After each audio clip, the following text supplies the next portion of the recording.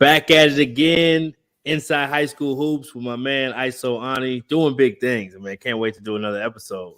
We're gonna go straight to the clear out. Happy New Year, everybody out there, and yeah, straight to the clear out with Ani and the ISO. So, first thing on the clear out, we're gonna go through different topics. Give about 4 or 5 topics for Ani to just kind of deep dive into. The first one we'll talk about is the DISD tournament, one of the holiday tournaments. So we'll let Ani dive into that. For sure. Man, DISD tournament was a fun one. Got to catch a couple games. You know, there was a big time, say, upset win where Episcopal School of Dallas, I got Corey Henderson. They defeated Kimball and they won. It was a 9-point win. His son Colby Henderson was fantastic. Had 26 points. The big fella. Forgot his name. Really was efficient inside, blocking a lot of shots, rebounding, really owned the paint. You know, ESD is a big team, and they really utilized their size to kind of create some havoc against Kimball. The following day, Dallas Carter, who's been really playing very well, even going into the DISD tournament, and then they ultimately won and beat ESD in the championship. But DISD tournament, you know, the first rounds were just all right, but it kind of got hot towards the end. And, you know, Coach Love has done a fantastic job with that Carter group. And he has a lot of young pieces like Chance Puryear. And there's a couple other kids that are just like, you know, you want to see what they look like another year or two from now. But, you know, ESD to kind of make their run they had and then had the right game plan to defeat a team like Dallas Kimball, who was a top, 25 team coming into the season in the country. So, the ISD tournament was a really good one. Colby Henderson, I believe, is a Division I basketball talent. Obviously, we'll see what it all comes out because you got the portal, you have a lot of things coming up, and for 22 players, they're just going to have to play the waiting game and kind of see what they have, and they may not get what they're going to get in a traditional recruiting season. But we talked about that earlier. But just want to really highlight Colby and Austin Page, who's the big fella for ESD that really owned the paint. And, at the end of the day, Coach Love, I just love how the Dallas Carter group gets after it. They're going to press you the whole time. They're well coached. He can play 12 to 15 guys and still be efficient. So a lot of depth in that squad. Yeah, no doubt. I'm a huge fan of Henderson's himself. I think he's a versatile player who can definitely play at the next level, has translatable size and skill. Which is ultimately what you look for. He has the pedigree. His brother played at Wichita State and played at Tulsa, had a good career. Dad obviously played at A&M. So I think it's going to come for him. Looking forward to that. And then, Coach, man, the first time I got to know Coach when he was at Spruce, the coach that's at Carter. Coach Love, man. He was at Spruce. We actually signed a kid from him when I was at Collin County, my first full-time job. He's never changed up, man. He can always coach. He kind of always has those dudes with a chip on their shoulder. I love he's at Carter because he kind of was at the school early on in his career where he had to have that chip on his shoulder, which wasn't necessarily that. But now to see him at Carter, he still has the same chip, but a lot more talent that comes through there traditionally. Let's go next to the tournament that everybody was buzzing about, and that is always a big buzz. If you ever go to the hospitality room, then you get some of that free Whataburger in your life. So that's a beautiful thing. But let's talk about the Whataburger Tournament. We had the number 1 versus number 2 play each other, essentially a national championship level game. But there was also some other play that went on in that event that was also really good. Right. Before we get into that, the hospitality room due to COVID wasn't. What? Yeah, it wasn't what it normally was. They had chips and cookies, but no line where your burger getting made.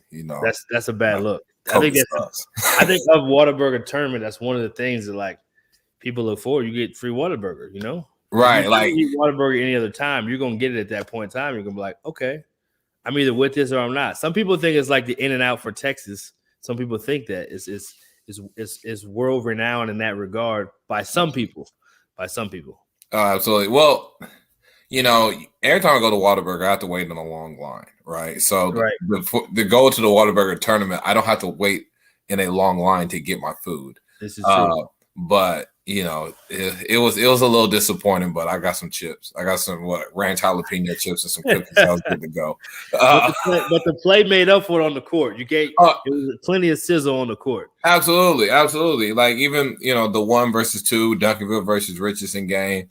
You had a lot of like seeing Den Geyer play, Waxahachie, and Waxahachie had a really good game against Richardson in the semifinals. I mean, you had South Grand Prairie. You had a freshman Cameron Curl who kind of popped into the scene, and people are talking about. It was a time. It was just an event in a week of just seeing a lot of really good basketball and seeing some kids emerge from the underclassmen like Jeremiah Green and Jordan Lowry, guys that have been really consistent, like staying on topic. Then a guy like Kyron Lindsay, who I think is one of the most undervalued players nationally. I'll go ahead and say that. Super productive. Every time you see a stat line, it's 24 points, 14, 15 rebounds. Lefty, that's athletic, good mid-range game. I think he's going to be very productive at UNLV day one. But you had a lot of talent, and so fast forwarding, going to the championship game, which is Richardson versus Duncanville. You had Kason Wallace, Rylan Griffin, and Timothy Jordan. That's at Richardson, who's a 2023, and then Duncanville. They got a horde of just talent, right? From Ronald Holland, Ashton Hardaway, Anthony Black sat out for a time being, but you just had a lot of mixture of talent. Eric Demings, so it was a 1 or 2 possession game throughout. Duncanville had an early lead. Richardson came back, was having like a 4 or 5 point lead, and then going into the end of the third quarter, everybody's like the room starts even buzzing more, right? Like it's crowded at Mansfield Legacy, but you can kind of hear a lot of chatter. So Anthony Black gets off the bench and go to the locker room. So I get a text saying, "Hey, I heard AB got cleared." So I'm like, "What's going on?" So I'm in the media table. They're talking about it. And we're like, "Man, there's no way. But we're like, why would he go to the back and go to the locker room? Like, this guy's coming in like Clark Kent. You know what I mean? Come to the game and save the day, because Richardson was up by 5. That's Superman coming in like Superman. Yeah, it's coming in like Superman. So, everybody's like trying to figure out what's what. But, it took a while for him to get out of the locker room. He did get cleared, by the way, but it took a while for him to get to the locker room because he was trying to find a size 14 shoe because he had his Jordans on. He did not have his basketball shoes on. So eventually he just decided, hey, I'm just going to wear my Jordans and I'm going to go after it. So in the fourth quarter, probably like 6 minutes left in the fourth, he comes in. Richardson's still up by 5. And, not even really much of a score, just a rebounder, athleticism, facilitator. It's a ball game. It was a ball game, but now it's tied, right? And it goes to OT. But Kason Wallace, he if you ever seen like Superman cartoons, which I did back in the day, like Superman would come in, try to save the day at first and get beat up. It was kind of one of those situations where Kason Wallace didn't let the return, spoil their game and their goals. So, Kason Wallace is fantastic, changing speeds, making jumpers, defending multiple spots, just really gritty, getting it done and on both ends of the floor. And at the end of the day, Richardson held on and won in OT. And, Rylan Griffin was really good. He kind of faded back a little bit towards the end, but he hit some big shots down the stretch too. And he was very good defensively. I think Rylan's defensive prowess has actually been shown. I think that's like an underrated improvement that people aren't talking about. Rylan, he's actually very willing to defend and get after it. Yeah, I was going to ask you, do you think the game, and I'm sure many people feel like this, do you think the game obviously would have been different, but how different would the game have been if Anthony did not have to pull the Superman and change shoes and got to play the entire game? I think there would have been a difference. The way Duncanville plays is so much different when he's on the floor and when he's off it. But I also like there's many factors into that, right? Because I've been being that he's a guard, he's a playmaking guard, one of the better guards in the country. Obviously, it would be different, but I guess the question is, how different would it have been? Would the outcome have been different? I think the outcome would have been slightly different. Probably Duncanville wins by 4 points. I think Richardson having a game plan against Duncanville with AB on the court. Yep. The way they defend is different, right? But I think, what Richardson was killing Duncanville was inside with Timmy Jordan just getting a lot of offensive rebounds. When Anthony Black got in the game, there was very less, opportunities for offensive rebounds. So I think that's where I think it would be I would really say a 4 to 8 point game. Duncanville wins with Anthony Black. But with AB coming in, there are minutes taken away from somebody like Ashton Hardaway, just because of size. Like, he made 4 threes, right?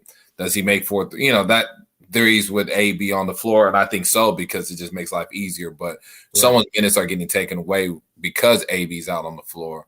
Right. And does that potentially hurt spacing or yada, yada, yada? You just don't know. But I think Duncanville wins at the end of the day. Do these teams play again in the state tournament? Yes. They'll play in the Final Four for sure. Yeah. I just, especially with AB cleared again, it's very hard for me to see Duncanville lose. Richardson is just so upperclassman heavy in experience that they may go through some struggles, in a certain round, but they're so experienced, they've been there before, so they'll know how to figure out and navigate. Yeah, they got 2 of the best guards in the country. Right. In the same backcourt together, arguably the best backcourt in the country. I think they are. They've taken down Duncanville. They've taken down AZ Compass. I think you got to give them the nod until somebody else proves otherwise. Right. So that's the Whataburger Tournament. Anything else that stood out for you there before we move to the next one? No, that's about it. And then so next we'll go with kind of that district play. District play is here. Texas Hoopers. We like to talk Texas more than anything. District play is here, and that's when you get to see the rivalries, the matchups, the whole nine. So let's talk a little bit about that before we go to the last clear out topic. Yeah, so district play, I just want to talk about district play overall. Like when in Texas, it's such it's fun. The gyms are packed. The games really matter, right? Like every game matters, but these games really, really matter, especially for playoff seeding and just making it into the playoffs. So you're seeing close games, games that you probably say that team's going to win by 15 plus, or 1 to 2, 3 possession games, right? Game planning and strategy and taking things away from the other team. Just you see that. So I just love how the energy district play is here, and I love the coaching that comes about. You got to bring it every game. So like yesterday, Lancaster beat Kimball. Sorry, Nick. I know I talked about Kimball in 2 losses in this episode, but Lancaster, who you wouldn't project to beat Kimball, but Farron Douglas has played against Kimball multiple times, got a lot of film. His boys are starting to peak at the right time, and if you're a team like Kimball, you're getting everybody's best shot. So that's kind of what I'm talking about as far as just district play overall. You had like Grapevine took a tough loss to Richland Hills. And that's a battle. It's like a 6-point game, 73-67. You just have a lot of even when you go into like TAPS and you got the Bishop Lynch versus the JP2s, SBC, when you got Green Hill and when they have to do the tournament, they got to play Houston Christian. I mean, just from top to bottom, just they're battles. There are a lot of battles. I think Denton Geyer was in a close one last week. Frisco Memorial was in a hard fought battle. It was like a 3-4 point game. But the teams that are on top of the district are on top right now, but there's a lot of fighting going on as far as jockeying for position. And I think it's going to be very interesting to see where everybody seeds in their district at the end. I think Faith Family will probably have more the easier road in district than most majority of the people, and probably a 4-4 OD Wyatt. But I mean, these teams are really battling. I mean, there's a lot of really close games in Texas right now in these districts. So it's fun. It's fun to watch. I mean, even if evaluate well, there's not a lot of plays at a certain level that I go look at. I just like being at the games because the games are so competitive. It's a lot of really good basketball. No doubt. Yeah, that's one part about this Colorado life I do miss is I don't get to just pull up like I used to. No disrespect to Colorado, but not Texas. Nope. The last one. Not many places are Texas, though. It don't matter where you are. Right. Yeah, the NIBC. That is the new thing, the new wave. Mm-hmm. I have some guys I'm going to shout out later when we talk about players, but talk a little bit about this new setup, this new format. Yeah, so it's an 8-team league, and you got 8 of the better teams in the country, from La Lumiere, Oak Hill, IMG, Montverde, Legacy Early School in South Carolina, Wasatch in Utah. I think I already said IMG, but you got some really, really good basketball programs, traditional powerhouses, and ones that are just kind of coming up in there. So it's really, really good basketball. Like a lot of top 100 kids in the country are playing, future pros. These games are, intense. Like the basketball is really good. It's kind of like the SEC of high school basketball. I said on my show at with Ronnie Flores Ball. It's like the SEC of high school basketball. It's just really high level games. And you kind of get you get a better evaluation of players against light talent, seeing how does Keontae George score when he has a top-notch athlete on him, and they're trying to take the things that he does best away. How does he, figure things out and still be productive? Things like that you really see at the NIBC. But I mean, it's just a beautiful brand of basketball right now, and the high school basketball. And I love that it's being televised. So, they were just at LaPorte, Indiana, where La Lu is. Yep. And, Sunrise, they beat Montverde, and Sunrise has been on a roll. I mean, when they came to Texas for bus scrimmage, it wasn't a good look. I mean, they weren't very good. They weren't there. The curl never curled all the way over. No, and not at all. But they've been doing really, really well. Montverde, it's a really, really talented program. Coach Bowles, he gets his boys prepared. Oak Hill's been up and down, but Oak Hill's starting to click. La Lu was in some really close ones. IMG, just their guard play and just how much versatility they have on the offensive end just makes them dangerous. And, right. Just some really, really, really good basketball right now. It's exciting. Yeah, I love that they came up with it. It's kind of that EYBL version or gauntlet version. Mm-hmm. Just to kind of try to give you its own flavor. And shout out to Marcus Sloan. He came up with his own league that Taka Storm is playing in. Yep. That you guys started official plays, created? No, I'll actually be in your side, in your state next week. I'll be in Colorado next week. So let's get it. We actually did one district game already. We played Spring Creek, and it was a close one. We won. So it's a hell of a conference with a lot of high level teams. Yeah, SWIC, is that what it's called? SW. Yeah, that's why AIC. Yeah, AIC. Yeah, AIC. Who do you play out here in Colorado? Colorado Prep. So Sloan gave me a gauntlet. That's what I was hoping for. Yeah, Colorado Prep, Big Time Sports, Universal Academy, RWG STEM, and Sean Dumas Academy in Louisiana. So he gave me the gauntlet in the first session. So all of them come out to Denver to play? Mm-hmm. Oh, so is it kind of like the similar setup where teams come to a certain location, you play everybody in that setup? How does the well, not there yet. So they went to New Orleans and played. We weren't able to go to New Orleans, and they have a Colorado, and then we're supposed to host district games.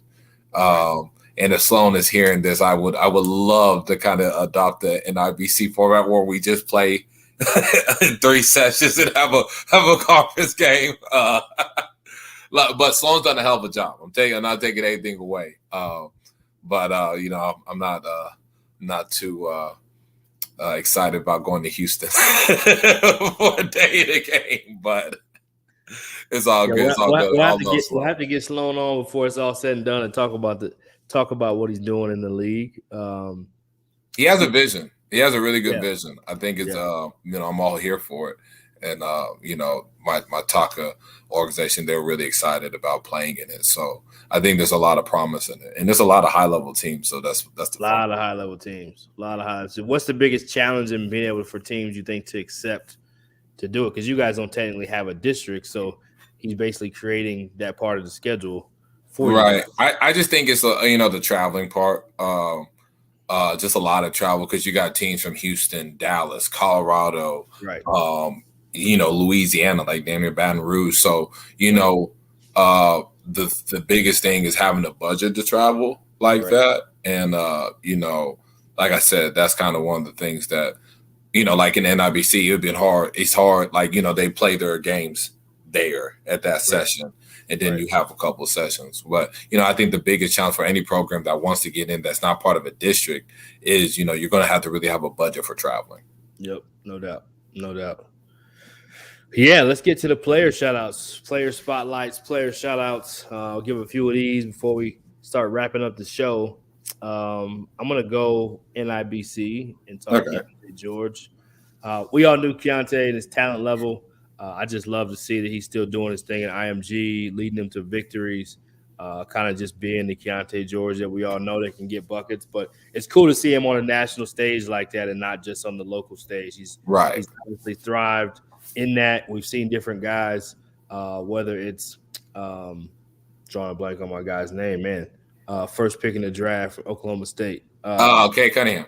Cade Cunningham, excuse me, Cade. Go to that national stage from being in the Texas stage. We've seen many others do it, but it's cool to see Keontae getting in that role and being able to be on those stages, on those with those bright lights, and still doing his thing, still playing well, still putting up big numbers, still making big plays in crunch time. So got to give quick shout out to Keontae George on that one, and then I'll pass it to Ani. Hey, so I'll go. We'll stay in the same conference of the NIBC. I go Grady Dick. Yeah. Kansas commit from Sunrise. Really, guard wing. Really shoots the piss out the basketball. Shot creation ability has improved, especially off the bounce. Attacking closeouts, getting to mid-range game, floater game. Just a dog. He also just he's a competitor. He gets after it. I mean, just a guy that you have to guard once he gets past half court. And he'll sink a 30, 32 footer and it ain't nothing. You know what I mean? I think he's another kid that is not, even though he's a top 25 player in the country, I think his stock is raised. And I think he's a legitimate perimeter threat that, you kind of seeing guys like Christian Braun at Kansas right now that's being very successful right now. And but I think he kind of can get into the same mold and roll. I think Grady Dick has a chance to make a lot of money playing basketball. No doubt. And going back to both of those guys, they'll see each other in the Big 12, Kansas and Baylor. They'll see each other. So that'll be and you can see both guys really transitioning to the programs that they picked very well. Obviously, Baylor guards really have a chance to make plays and score, and that's what Keontae does as well as anybody. And then Grady being able to translate into Bill Self's system will be pretty seamless, it seems like. Let's go. We'll go national team. Okay. I'm going to shout out SoCal. I got a chance to see them play here, actually in Colorado in the JUCO event where they went undefeated, smacked some JUCOs around. Some of the best out here. Was impressive to see. I know they've made some key additions to add some national pickups. So I'll pass the rock to Ani, let you kind of break some of that down. But it's just been cool to see, and shout out to Jules V and the whole organization and program and what they're doing, because Southern Cal really hasn't had kind of that program, but as much talent is in the state to get a team that's playing kind of on that prep schedule now is a beautiful thing, and I give shout out to them for just kind of creating that, and it's becoming a wave.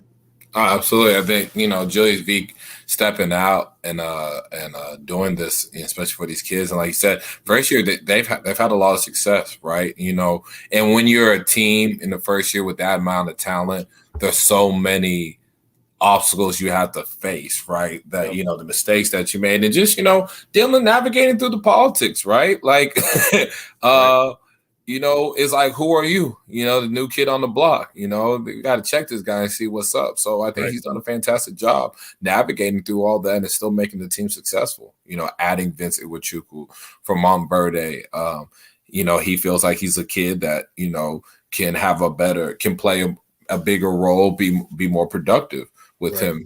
Thinks it's a better fit for him than at Montverde. And, Amari Abrams has been fantastic this year, who originally committed to Texas A&M, but decommitted, and his recruitment's wide open.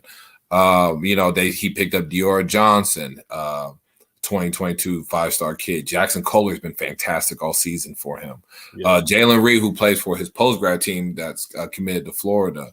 I mean, Julius has done a great job developing guys. Amari Abrams now was not the Amari Abrams I saw in June at TABC, right? And, he's made him a legitimate high major prospect that has a chance to contribute day one. Right. Yeah, you got to love that and love to see the innovation and, just to be able to hit the ground running, Again, shout out to Calais on that. I know you had a squad you wanted to mention, so I'll let you talk about Milton. I believe that was the school we kind of talked about. Let you shout out them a little bit. They've been fantastic this season. Had close games against Montverde, had a 3-point loss to IMG.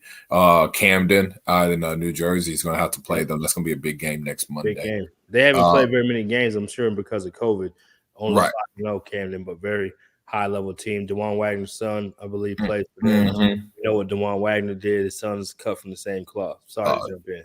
No, he is. DeJuan, his son is big time scoring threat with good positional size, get done. Camden's a fun team to watch. They press, they get after you. They're physical. Coach really preaches toughness, and he lets his players have the freedom to get things done. But Milton, you got Bruce Thornton out there. 2022 kid has been fantastic. I think he committed to Ohio State. Been a real big time scorer for them. Physical guard prospect that embraces contact but can really shoot at a high clip from deep. Carlisle, I think Kenan Carlisle, he's been really good. He's a 2023 guard prospect that's been getting it done too. Milton, they're fearless. They get after it. I think they came down to Houston. They whooped on some boys earlier in the season. So, I just like watching them play. I like watching gritty teams that, on a national scale, physically they may not look the part, but when you get on the floor, man, they just create hell for you. And I think they're 6-0 in the league so far. So, shout out to Milton. I think they've been doing a really good job. They're not an easy team to play because they're just going to bring it to you every night. Right. Yeah, we'll jump team spotlights. We'll go into Texas. I got to shout out the Golden Triangle, a place I spent 3 years when I worked at Lamar. The Rocks in the building. And we see the type of players they produced. I think about Nigel Pearson, all-time leading scorer at Texas State, didn't get recruited. I think about Kenneth Lofton, who's playing right now for La Tech. So shout out to the Golden Triangle. There's plenty others I'm not mentioning. We can talk about Steven Jackson, who's All the Smoke podcast and played as well as Kendrick Perkins, who's now in the media. He's from the Golden Triangle. So the Golden Triangle has produced some high-level players, and they have Beaumont United, who is looking to go get another state championship. I think people almost forget they don't get the same kind of buzz right now. That's true. Because Duncanville and Richardson are getting so much buzz. But, man, Beaumont United won a state championship last year and still have Terrence Arsenault, who's going to Houston. Still have Wesley, who's one of the best underclassmen in the state, who can shoot the lights out. The coach has done a great job there since he's been there. I think they went to state fairly early when he got there, but I say all that to say they won it last year. They're back at it again. I think they've only lost a few games this season. One of the best teams in Texas. So I want to give a quick shout out to Beaumont United. Oh yeah, no, for sure. Beaumont United's been fantastic. They lost a close one to North Little Rock. It wasn't close, but I mean they were up to North Little Rock, and North Little Rock is top 15 team in the country. I would say they're top, if not even more than that, maybe even top 5. Right. Absolutely. Yeah. No, and you can argue that for them. So I mean, Beaumont's been fantastic. Terrence, Wesley Yates, they got other guys that just really fill in, play the role. They're tough. They make shots from the perimeter, and they press you the whole time. They're going to man up and just get after you. My team would be Faith Family. Shout out to BT leading the way. Shout out to BT. They were in Vegas for a good amount of time. They played in the Tark Classic, then they came back home. After the holidays, they went back to Vegas, had a good showing there, and then lost to Bishop Gorman. They beat Liberty, who to me is the top 50 team in the country. Yep. And then they come in and they beat they lost a close one to Bishop Gorman, ended up losing by 9, but it was a 1 or 2 possession game all the way through. It's not easy, for those kids to fly out there, play tough games, fly back home a few days, and then fly back. And then you're going to play in a team that's undefeated and it's a top 20 team in the country. Right. But I think BT's done a hell of a job with his boys. Losing a kid like Jordan Walls, most teams would take a step back, but I feel like they kept the engine going. They lost last year to Argyle in the semis. So I think they're actually playing better brand of basketball than they were at this time last year. Definitely shout out to BT, guys like Jaden Toppins, who came in and he's a 2023 that's been having a fantastic season, is emerging as a high major prospect. Yep. Brandon Walker is a steal for UTA. Great pickup. Yeah, great. UTA just did a hell of a job evaluating and seeing it early. Shout out to Snoop, shout out to GY. Shout out to Greg Young, even though he's year one, phenomenal coach. Out the gate, probably had one of the hardest schedules in the country. Oh, absolutely. They've done a great job in conference play.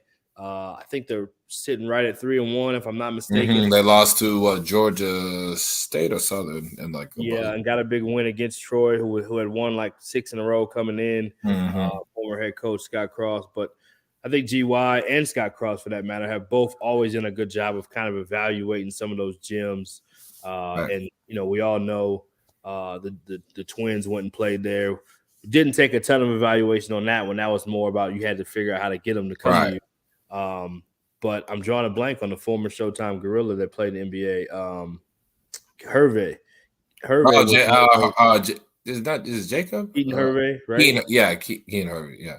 One of those guys that playing in the NBA more or less, border back and forth, but I mean, nobody was really thinking about that dude. Right. The NBA player. So I give him credit for evaluating the way they do. I didn't mean to jump in on you. I had to give. No. This is just kind of going back to what I was saying. Like, I think, that UTA did a hell of a job just with the evaluation on Brandon and being on him early before, it could have gotten really crazy. Right. But taking a chance on high school kids, I say taking a chance, recruiting high school guys and being certain you want to sign them is different now than it's been. Most of the time you took a bigger class of high school guys early so now the guys you zero in on, you really, really want. Right. So credit to them for zeroing on him. Speaking of Texas, we'll talk about some Texas alums doing it big at the college level.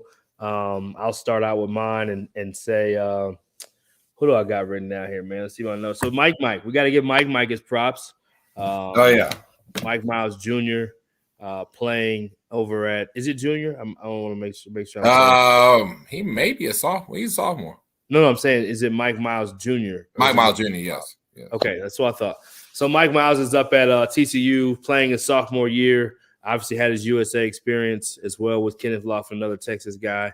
Had a phenomenal freshman year, and he's taking the next step. I mean, that first half against Baylor, arguably you could have said he was the best player on the floor. Right. In the first half when they played at home. You were at the game, so he was. Yeah, that's what I evaluated from watching from afar. And he's just having a big season. Obviously, playing against Baylor is no easy one for anybody, but to do it on that stage at home, just want to give shout out to him as he keeps taking the next steps. Sometimes guys have great freshman years, and it's hard to follow that act. They have a more loaded team this year, I think, so they don't have to put quite as much on the shoulders. But he's still playing at an elite level. So shout out to Mike Miles Jr. from TCU. And then I got one more. I'm going to go H-Town area. I've talked about him on one of our other shows with the WAC All Access Hoop Show. But Savion Flagg has played really, really well, and he deserves a lot of credit. Another team that didn't get off to a great start, Sam Houston State, to start the year. Just kind of figuring out the new team, new guys coming in, gelling, chemistry, the whole nine. But he's played really well. They're 3-1. He's leading the WAC in scoring, and he's also rebounding at a high clip. A Texas A&M transfer, another one of those guys deep south from Houston, area, but always been a good player. Just glad to see him doing his thing as a transfer from a high level, transferring down to kind of that mid-major level and doing his thing. So those are my two I wanted to shout out. Yeah, so my two, and those are going because like I said, Mike Miles was the best player in that first half in Baylor. And Baylor had a really you had courtside seats, is what I saw. I did not, but shout out to Tony Benford though.